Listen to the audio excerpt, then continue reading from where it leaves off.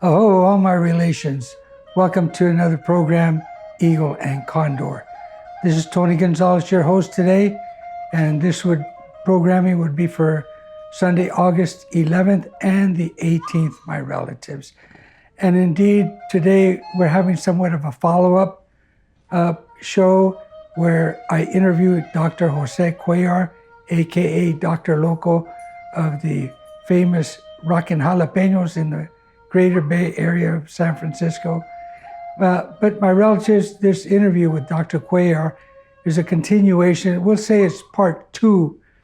As you recall, the interview that I conducted with him was to talk about the flutes and ocarinas, the wooden flutes and ocarinas. That first interview encompassed the Western Hemisphere and the different regions where the flute begin to gravitate and take significant notice, and emanating from the central region of the Western Hemisphere.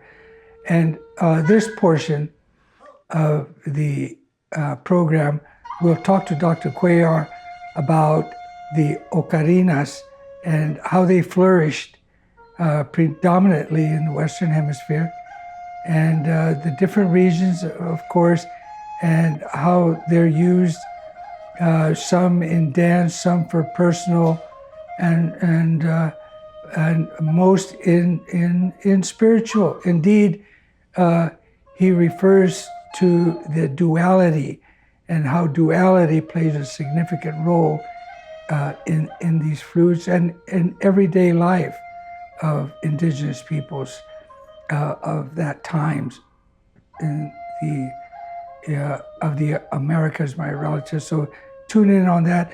And we're looking into the future now with Dr. Jose Cuellar. And by the way, he's an anthropologist, retired professor at San Francisco State College, Stanford, UCLA, Riverside in the past.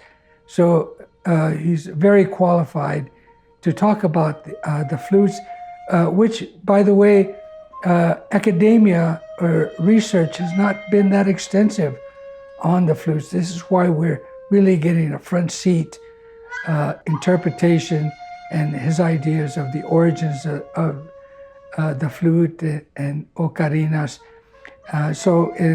We look forward to a third interview, if you will, where he'll combine both the Western hemispheric and flutes of the world together.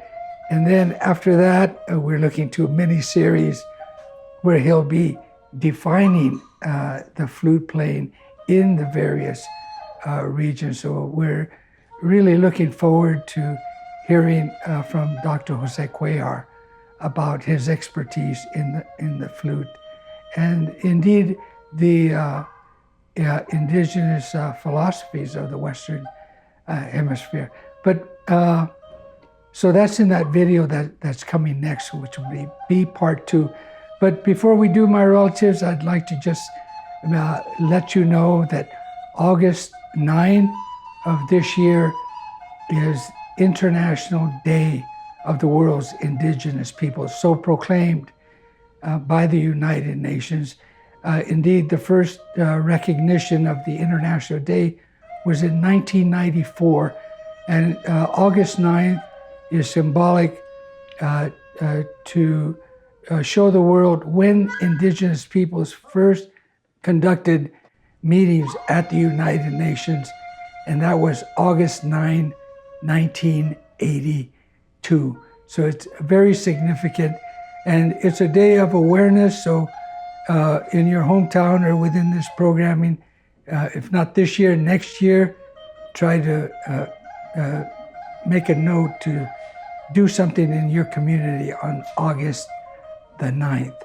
And my relatives also, let's see, Chicano moratorium is coming up for the Chicano, the Mexican-American peoples of the Southwest, and the youth in particular, where they rose up and started speaking and challenging the government for their rights, both in education, in housing, and against the military draft, the conscription that was coming on during that Vietnam War period.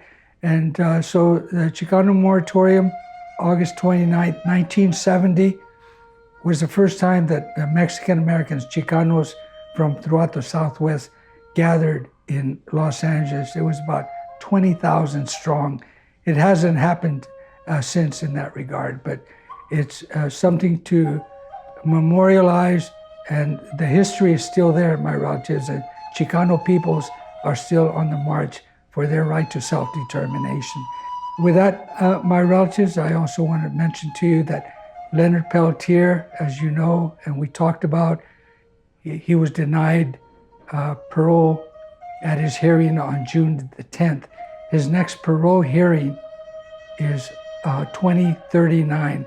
Leonard Peltier is a political prisoner, and he's been declared that by many organizations, including Amnesty International, my relatives. And we're really heartbroken that the parole board did not clear him to go home. And now he's in prison, and he's very sad. He's very sick indeed, my relatives. So it's not over. We don't have to wait till 2039. We can call the president, Joe Biden, at area code 202-456-1111. That's 202-456-1111. Or better yet, I think we should even write to him, at email him at president@whitehouse.gov, and then a space instead. That's president@whitehouse.gov, space instead. And also, my relatives, there's a call, the Senate Judiciary Committee to be alerted, and we should consider writing to the Senate, U.S. Senate Judiciary Committee, the members there, and bring to their attention the illnesses that Leonard Peltier is subjected to while in prison. He hasn't had an eye, eye appointment to see about his eyes in over 10 years. He is diabetic. He's going blind on one eye. So the Judiciary Committee is another body in the government to bring attention to Leonard's condition and have him sent home or to a hospital in Rochester, Minnesota. My relatives, although it's a prison facility, it's still a hospital, and he'll get the attention he needs there. All right, my relatives, you can also look at Leonard Peltier's website at Free Leonard Peltier. And also Peace and Dignity, my relatives, the Peace and Dignity journeys are still underway. This is a 7,500-mile run that started from Alaska and to La Cueca, Colombia, and the runners would be arriving there November 28. So down south from Tierra del Fuego, South America, they're running as well. So from Alaska to there, 7,500 miles, my relatives. And they're doing it to reunite indigenous peoples of the Western Hemisphere, since we've been fragmented. And this whole idea of this Peace and Dignity journeys, for you to be aware, began with talks in 1990 in Quito, Ecuador, when Indian peoples came together to plan the 500 years of Indian resistance, 1492-1992. And in those talks was to consider a run across the Americas to unite Indian communities. They've been doing it every 4 years since beginning 1992 and on through this 2024. So go to their website, my relatives, learn more about the Peace and Dignity journeys, the run, or you can write to the coordinator, Jose Malvido, at pdjrun.com. That's Malvido, that's Malvido at pdjrun.com, my relatives, and they can certainly take a donation, gas money, and what have you for them to complete the Peace and Dignity Run November 28th. All right, my relatives, enough said. Let's go into that video now with Dr. Jose Cuellar, and we're talking about flutes and ocarinas and the significance they play in our culture here in the Western Hemisphere.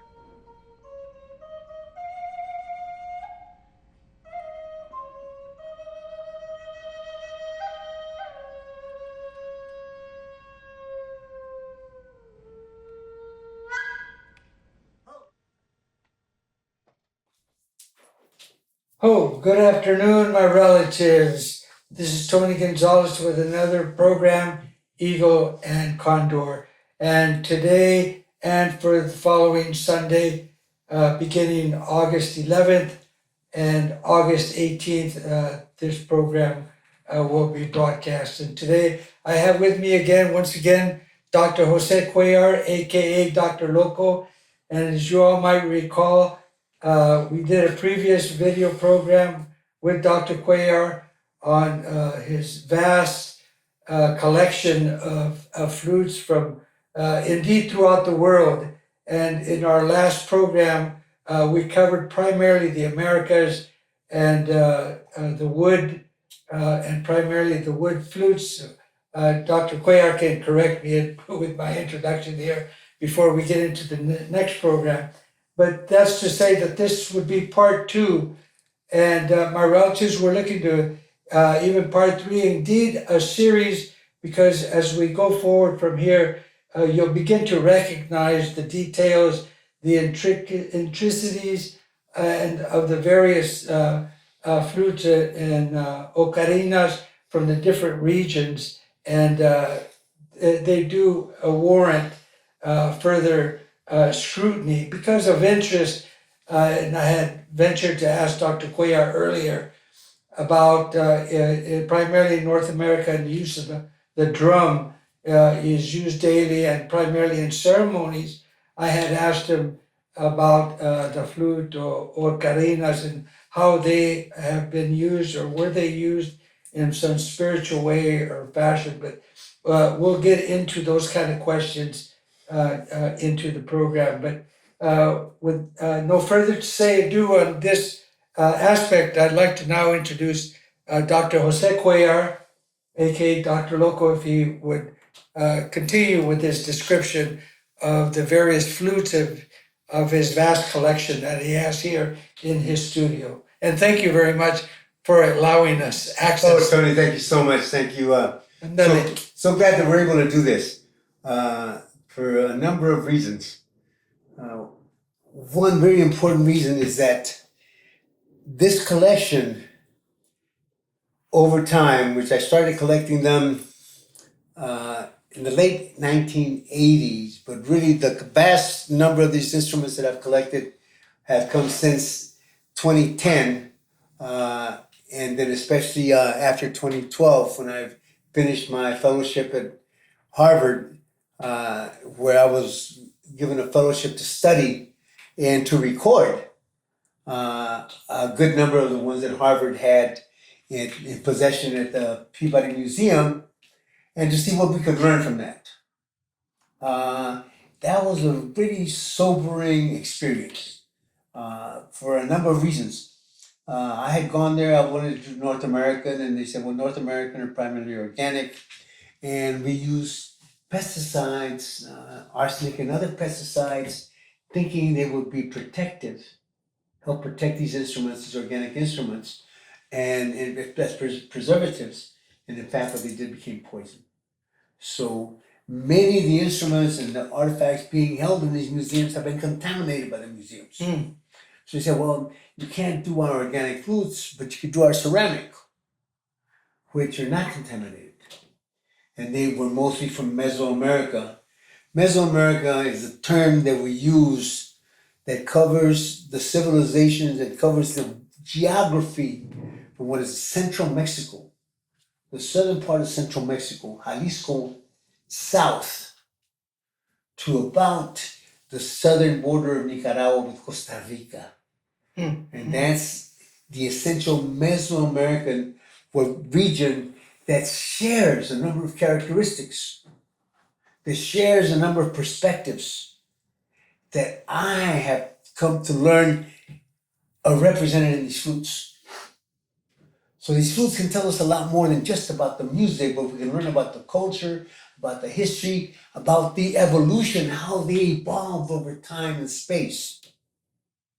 And really interesting in how these flutes tell us about the evolution of cultures and civilizations in the Americas. One of the things that I can say with confidence, I think the Americas is the region from north to south that has the greatest variety of flutes, ocarinas, whistles than any other region in the world. Mesoamerica in particular has the greatest variety, I believe. And as we think of evolutionary perspectives and theories, there was this theory that for many years continues to hold called the center and periphery notion, that closer to the center of the culture, the greater the variety, the greater the diversity, the greater the complexity that is found. And the further from the center of where it evolved, where it was created, the less fine, the more crude, the less well developed the elements of that culture are represented. And that's been a theory that has held for lots of different, I think it holds in the Americas and is represented in these flutes. And that's to say what? The more That the oldest and the earliest evolution of these flutes was in what is now Mesoamerica, coincides with the oldest civilizations in the Americas, the Olmec, the Zapotec, the Toltec. And so what we have here, for example, the greatest variety in evolution is in central Mexico. The greatest variety, the different kinds of whistles and flutes with different kinds of holes, different kinds of mouthpieces, different kinds of links, different kinds of configurations, different kinds of iconography. From my work so far, and I think it bears challenge to have others say, oh no, let me show you greater. Well, let me show you an area that has greater variety. Over here, I think my hypothesis is that Mesoamerica, the greatest variety and diversity in these flutes are in Mesoamerica. And that also represents, I think, another important part about Central and Mesoamericans.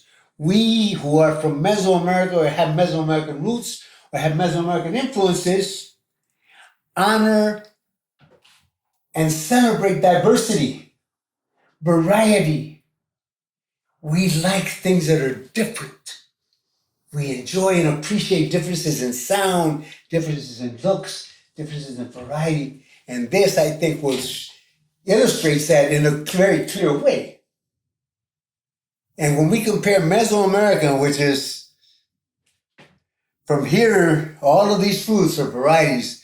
These are the ones with death as a symbol, jaguar. These are our duality.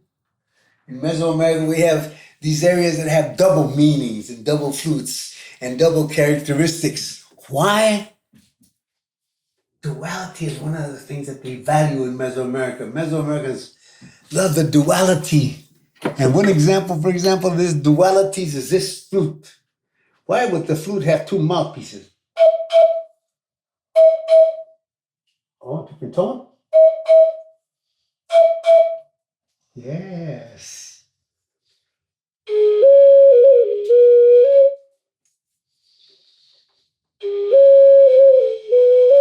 Same sound. How do they do that? How do they manage that? There was a celebration of this duality. There really has never been, or has there been, human beings that look like this.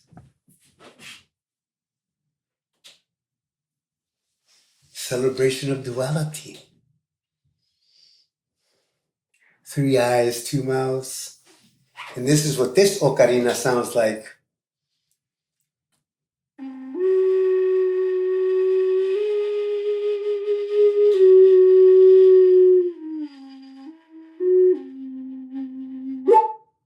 Oh! Oh. And So, Dr. Cuellar, yes. mentioned earlier about the contamination that when you first At the began to museum, yes. inspect, why weren't the ocarinas or these types of flutes so contaminated? Because these don't deteriorate. They apply them to preserve them. To the natural. They're organics, to preserve them so that they wouldn't Uh-huh. deteriorate. They thought it would be Yes. preservatives. And so maybe they were, maybe actually did preserve it, but it also poisoned it, intoxicated it. Right? And these don't need that. They do not become toxins. So that's the interesting thing.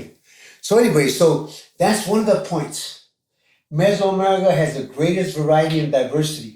North America is distinct from Mesoamerica, and South America is distinct from Mesoamerica. It appears that the evolution of flutes, whistles, and ocarinas starts in the central and goes north and south over time.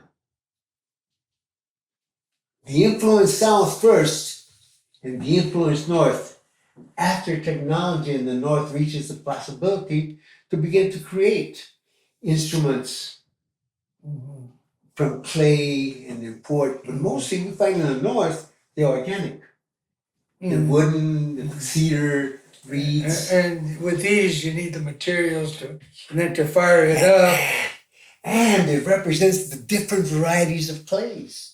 Each area has its own style of clay that lends itself to certain kinds of firing, to certain kinds of manipulation. So that's the important thing about, you have to have clay. And maybe this is one of the things, but as I was telling our engineer, Falcon, about this and making a mention of this, it's important to recognize the majority of these are from the West Coast, from the Pacific.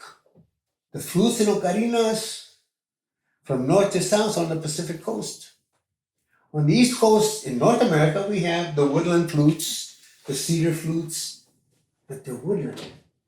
But once we get the Taino, do not seem to have any significant flutes. Is there a timeline of when they first began? Approximately. Because a lot of this is still under study. And why is it that the flute and ocarinas is not as well studied as many one of the points that I made recently at one of the presentations was so prevalent on the ground and so absent in the literature. I think oftentimes this was an aspect of the culture that the anthropologist that was studying that culture had no expertise and or interest in, because, well, you know, they're just a simple little flutes, so maybe they're toys. Maybe they were toys, or maybe they're, without really giving it the attention that they gave the other aspects, the drums, and of course, the complexity of the music was such that other things drew their attention. But it's time to pay attention to these and what we can learn. We can also learn, in addition to the notion of duality, all of these are duality. It's an instrument, a musical instrument. It's a work of art. And the figurines. It has a spiritual iconography that has spiritual significance, that relates to both the spirit of the flute and the spirit of the flute maker and the spirit of the deity that is trying to reach. So we have a significant number that are decorated with serpents. An incredible aspect in Mesoamerican culture. Serpents represent fertility, as do alligators, as caiman, reptiles, frogs. Those are all representatives of fertility. So each one of these is also representative symbolically of deities, of personalities, of individuals.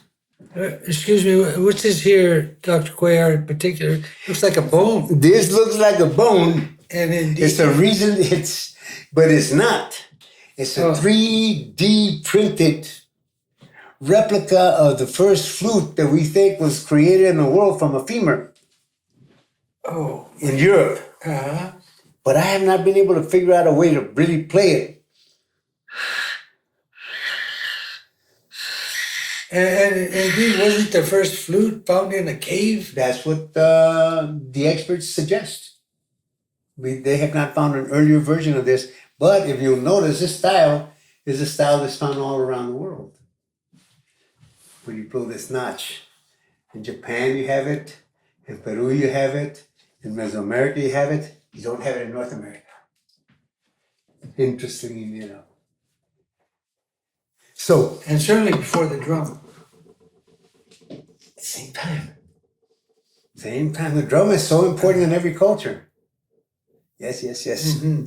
So, what we have here then is the way I would raise these are the Mexican, this diversity and variety, which also then illustrates the value that Mexicans have, the Mesoamericans have. They value diversity, they value variety, they value not being the same, being different.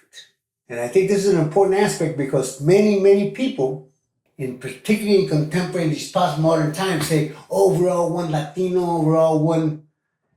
And making all one with one identity, with one, everybody homogeneous is not what Mesoamericans like. We like heterogeneity. We like variety. We like differences. If you go to a Mexica New Year, you will not find two danzantes that are dressed exactly alike. No way. If they see someone dressed very similar to them, they will change. Because we value variety and diversity. That's something important for us to maintain and to remember, because that means that we also value individuality.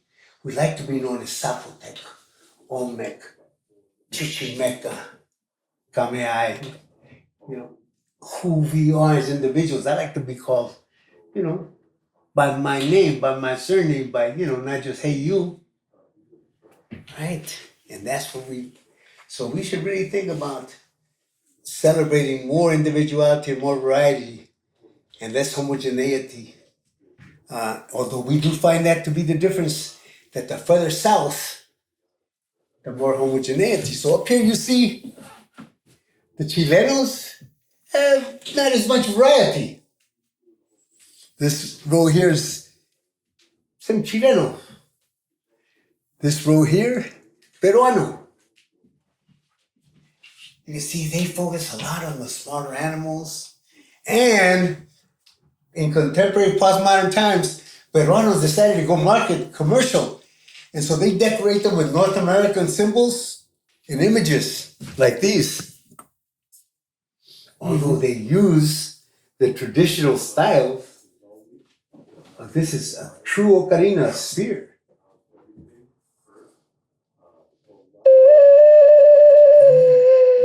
They took it to another level for commercial. Because they decided that was something they did. And they have dualities, and they have singular and triplets. That's kind of an interest to them.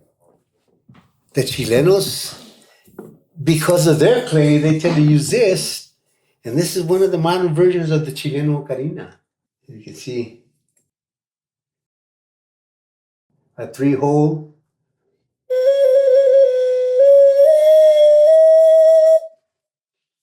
Nice tone, but not meant to do a lot with, but it's a nice tone. So, these are south of Panama and north of Peru, Ecuador, those areas. Those, as you can see, the clay is not as fine, and so their instruments are much more, not as fine, not as refined, both in the firing or in so they tend not to have that many holes, 4 holes, 3 or 4 holes. But they do have nice tone. Yeah, I was thinking, Yes. Dr. Cuellar, getting back to the Chile instruments, and does that go with the concept you had of diversity is kind of more centralized, and as you get out more in the periphery, less and less.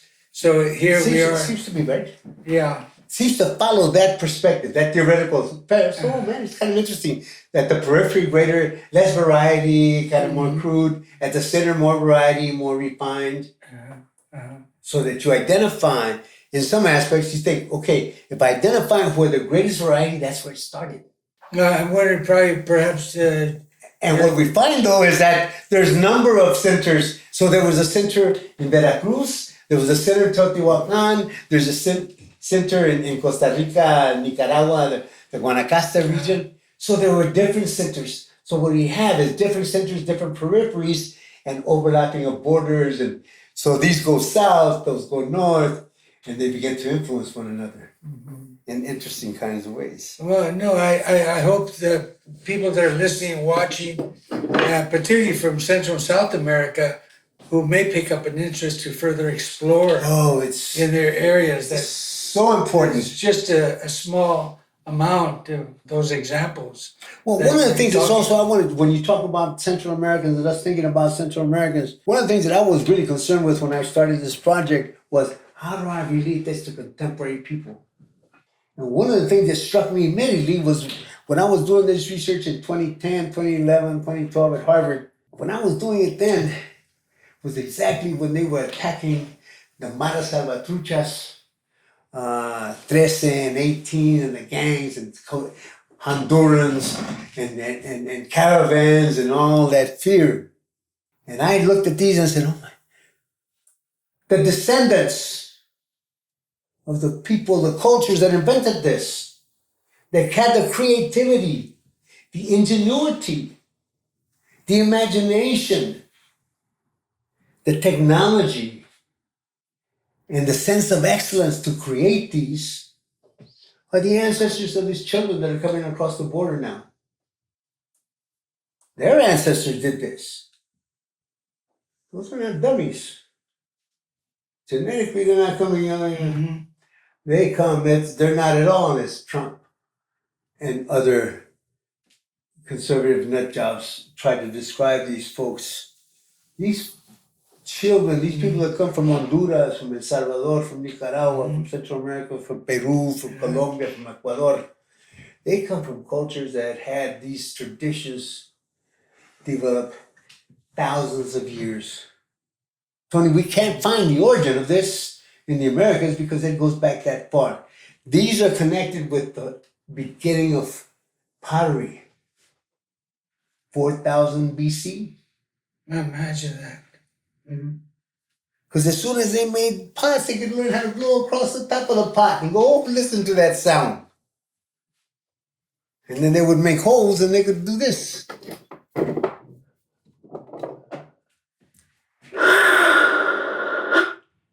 Right? That's a jaguar. And this became the water. Yeah, Scare the enemy. Now you're using some of the dances, huh? Yes. Some of the danzantes that we see in our communities. And they also had these beautiful nice the eagle to announce the eagle warriors coming in. So this was all part of complexity, and it's all represented here. Look, the whole notion of a duality, life and death together, represented in this flute. Death on one side, life on the other. And the whole notion is a transition. We transition from one to the other.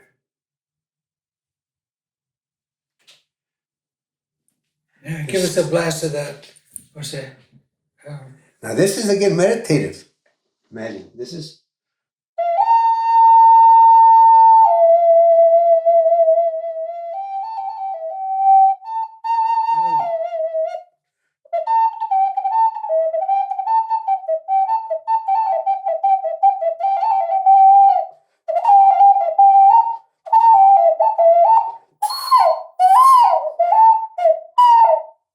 Beautiful sound. Imagine, Uh, 3,000 years ago they knew how to do this. and that jaguar sound, it's just wind flowing, Yeah. Yeah, but this is, still a sound. yeah, no, these are all that's what these are.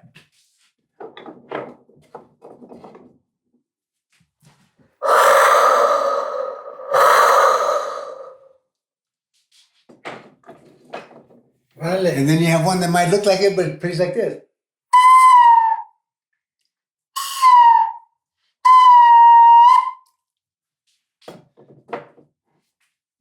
And Yes. Dr. Cuellar, what we have below, images more specific than just flute with holes. And do they have a particular semblance or Oh, excellent point, Tony. Well, designation? these flutes here all come from Teotihuacan, from the valley, the place of the gods. Teotihuacan means Teotihuacan means lugar de los dioses, lugar, the spiritual beings. It is the mythical place of where the world was invented and created, where the suns came, Mm-hmm. and where the sacrifices were made for the sun and the moon at Teotihuacan. Teotihuacan became this incredible urban place in Mesoamerica that had people from Mayans, from Copan and Honduras, Oaxaqueños, Zapotecs, Mixtec. It had barrios in this urban complex of all the different cultures, and they were creating all the variety of instruments. This row of flutes, no two of these flutes are alike. The iconography, the significance, all of them have a serpent. All are protected by a serpent. It's one of the things that's very interesting here. You will see the prevalence of the serpent and the connection. Even the eagle warriors have a serpent wrapped around their shoulders. If you will see down here, I'm gonna move this table with permiso. Ooh, no, I'm not gonna move that table. We got it over here. But over here, you can see those. The eagle warriors have serpents as well. And that with the obsidian. Yes, and that is an ingenious idea because in the Templo Mayor in Mexico City, that image is found. That symbolic sacrificial knife. This artist decided to make it into a flute and made the individual holding it a flute. So check it out.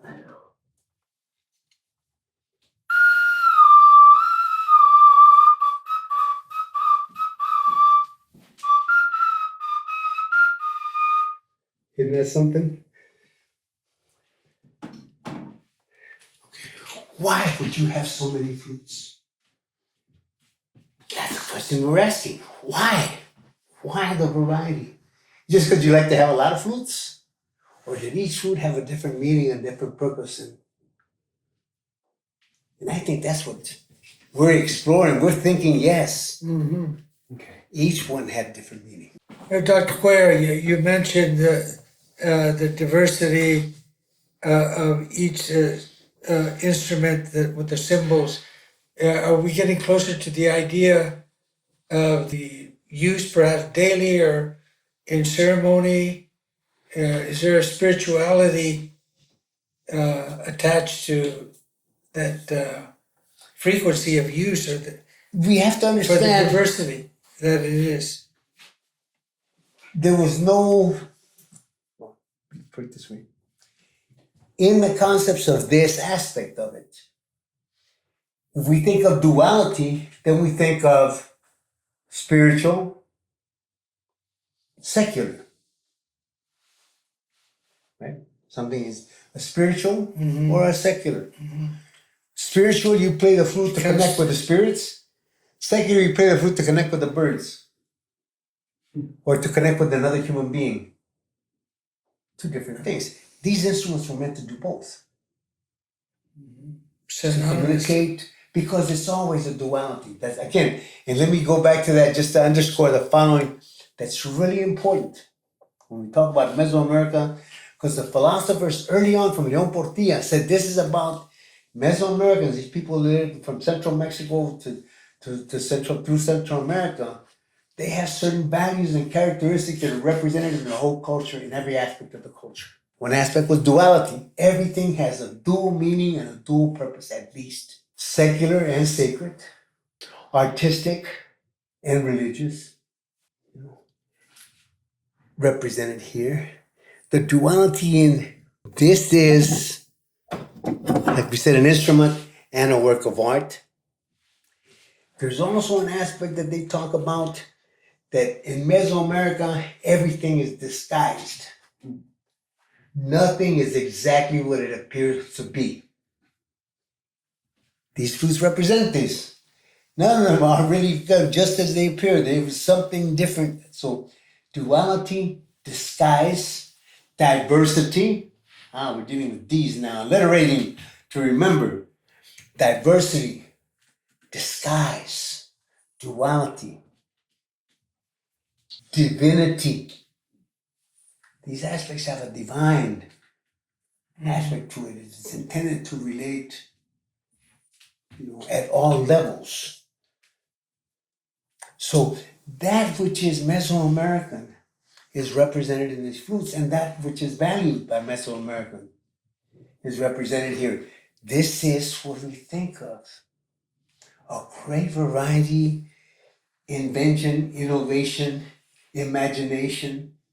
These are also all represented in different directions. Some of these are related to the east, some to the north, some to the south, some to the west. Again, the characteristics of the flutes. Disguised.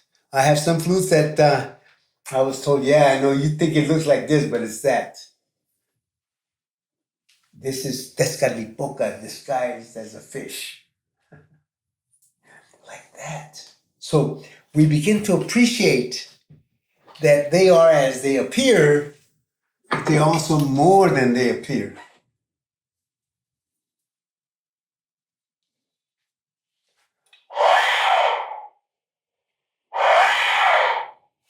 Death.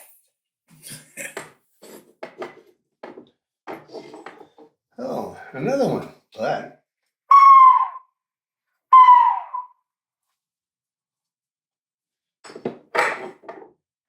and even this one, you say, man, is that a flute? What are you talking about? Right? Like this.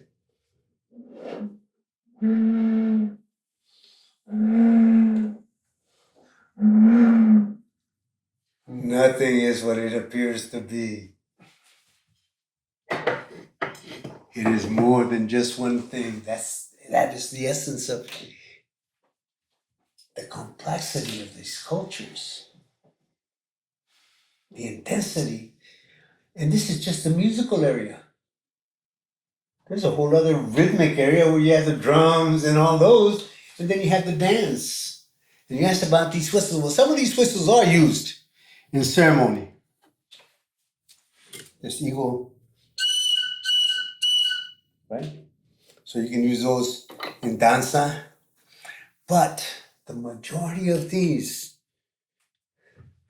were really meant for inside your own prayer space, playing and communicating at a spiritual, at a meditative level, where you meditate on the note that you're playing, or you think about that, or see how that affects you.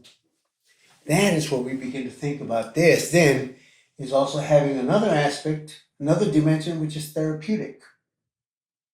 When you play these instruments, there's a therapy that comes with these instruments. There's a therapy that comes out of that tone that helps soothe people. When we took those flutes, to the VA to help play for people that were, when you were not feeling well, we played That is a healing sound. And that's the other aspect of this. This is instrument also for healing, in addition to an instrument for communicating, in addition to being an example of technological evolution of the most impressive kind. These people had enough surplus food. They said, oh yeah, man, go ahead, go spend your time making flutes. We got you covered, we got your corn. Like that.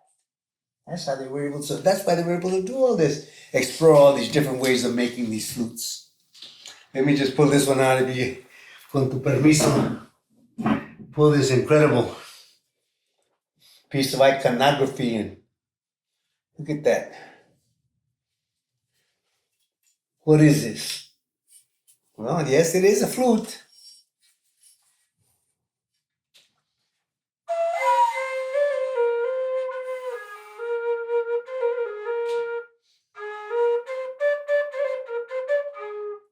Is that all? No, man. Is that all? No. Eagle, warrior, Very unique. and then death. Not simple. Mm-hmm. So anyway, so that's one of the really important things that I wanted to underscore, and how they're also dedicated in the most complex of cultures, which is the Teotihuacan. Like these are the ones that I separated because they all have an association to corn and to agriculture. See water, the jars, the corn symbols, the headdress. This one is jaguar oriented. That was fertility and birth. And then eagle warriors. So, homage to the warriors, both jaguar and eagle, recognized, to the essential crop of corn, to reproduction, human reproduction. I wonder, for example, were those played during a pregnancy or with childbirth? Maybe. If someone was having The first sounds to be heard. his first sound of playing this flute. So that's what I wanted to kind of underscore for us, Tony, that as we think and see these flutes, there's much more to it than meets the eye. Variety, diversity, disguise, complexity, clear aspects of aesthetics, of things that they consider beautiful and artistic. The tone. They had an idea that's a beautiful tone and that's an ugly tone. Because they had a sense of aesthetics that we are beginning to reintegrate and re-understand. But there was things that they liked. And I mentioned, I think the last time, this whole notion of dissonance and how harmony, consonance is a value, but they also valued dissonance, the warble. When you have these, it's almost like glimmering or shining if you have this, and they built these in. See, where did I put that other flute? Oh my goodness. Give me a second, let me get it from over here. Yes, yes. Oh, no, here it is, okay. Here it is.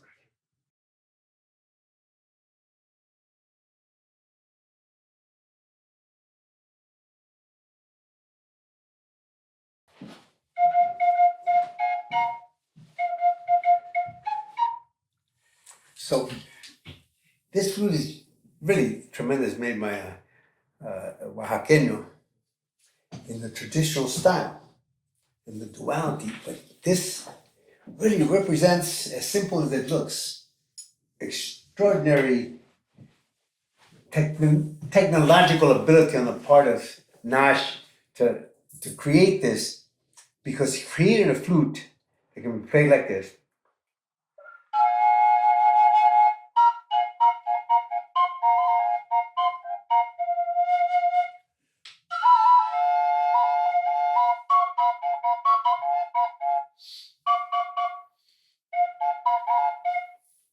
harmony.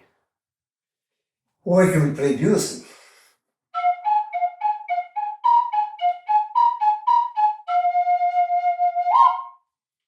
But the interesting thing is he was able to build in this warble that is really the treat, this dissonance, and it goes like that.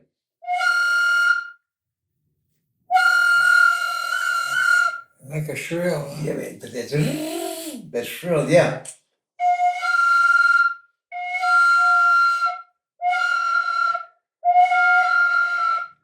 Doesn't take much, but it gets those overtones. So like, he had to figure out how to do that. You can't, that just doesn't happen. Yeah. I mean, it may have happened when the first time they did it, but they went back and figured out how do you make this. Now, he studied with Guillermo Martinez, who made this quadruple one. Oh, it looks like same material too. Yeah, this is his teacher. Uh-huh. But this is so complex because it's a quadruple. Uh-huh. Looks like a Peru or South American type. Yes, but it's not. So it's ocarina in the sense, look, it has holes, comes out in the flute and an ocarina. So you can cover.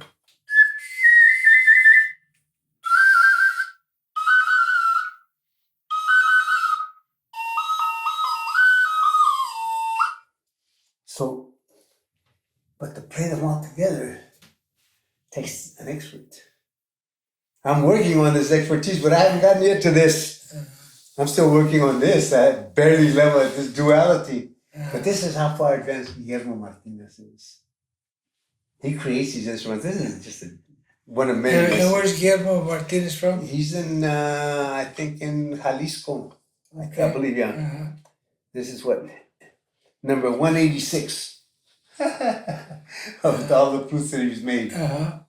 So. All right. And this one by your friend Nash, was that whom has made other flutes that you've purchased or gotten from him Yes, in the past? And this he's my favorite. He's my favorite. And this one you got several years, about 5 years ago at the Stanford powwow, my relative. So if you're looking for additional flutes and instruments, here's another one. Make that one.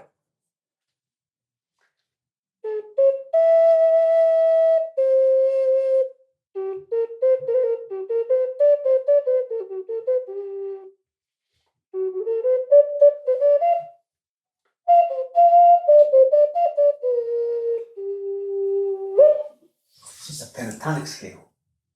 5 notes. Perfect. You can't hit a wrong note.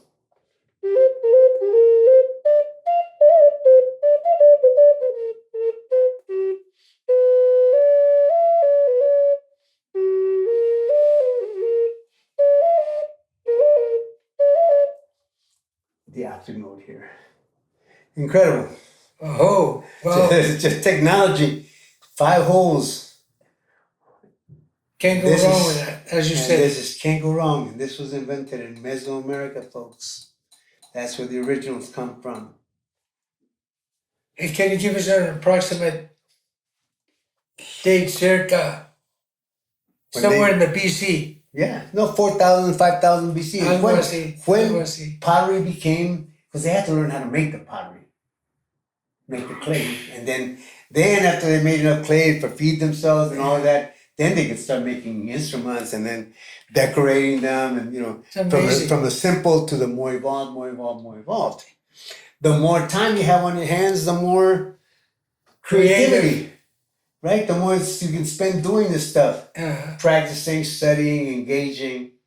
That's why we say sometimes you go, man, that guy had too much time on his hands. They had a lot of time on their hands, and that's what happens when you have time to create culture. And your culture supports you as an artist. They had support to experiment and to develop. And that technique has come down to the present. Oh. And they're still evolving and studying it. Maestros like Guillermo and Nash. Yeah, I really feel privileged that this happened. That I was allowed, and invited to do this, and that I was able to think about, and still thinking about, how do we bring this to the attention of Mesoamericans, to the attentions of Honduras to go, look, these are your ancestors. Well, with that, Dr. Cuellar, Yes. we'll say this is a contribution toward that effort. And my relatives, once again, we've been speaking with Dr. Jose Cuellar, aka Dr. Loco for many of us, and in the music world. And he's provided with us indeed an in-depth look at the various flutes of the world and the Americas, including the ocarinas in particular that we focused on today. As you recall, we had video one with Dr. Cuellar several weeks ago, and you can find these videos and many other videos of our program, Eagle and Condor, at the website of AIM West at aim-west.org.